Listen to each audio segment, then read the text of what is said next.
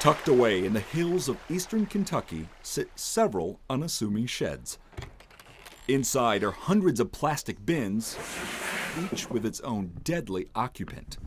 This is the Kentucky Reptile Zoo, and it's here Jim Harris and Kristen Wiley house nearly 2,000 of the world's most dangerous snakes, from monocled cobras to mambas and countless vipers. I just wanted to have a place where I could have a larger amount of animals, and I could also educate people. Educate and save lives. Here in these sheds, Jim and Kristen extract the snake's venom, a process known as milking. The snakes, in this case a gaboon viper, are encouraged to bite along the edge of a glass beaker. It's painless to the animal. The venom from the syringe-like fangs then drips into a vial. It's a small dose of liquid gold that's becoming crucial in the medical field.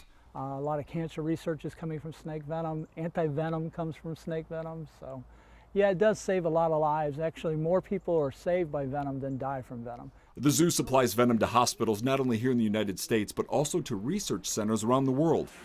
Depending on the snake, 4 types of venom and toxins are produced, each used in a different way. We are doing a project now with South American rattlesnake venom that is in human testing in Europe for cancer. Mamba venom is being tested to replace certain opioids. There's pain receptor toxins and the venom that'll actually, there's neurotoxins that'll block the neurons so you don't feel pain. We've also seen quite a few venom-derived products, most notably our ACE inhibitors that we use to treat hypertension, come from a South American pit viper. Dr. Peter Akpunonu is Director of Medical Toxicology at the University of Kentucky. Occasionally, he sees patients who are bitten by one of Kentucky's 4 native venomous snakes. Anti-venom helps reverse the symptoms. He relies on Jim and Kristen to supply the serum to not only his hospital, but other countries where the more exotic species live and where certain anti-venoms can be scarce. It's great having them here. They're a very knowledgeable resource because there's not many people that know more about exotic envenomations here in the United States than those two. 41 years of snake experience does not come without its close calls.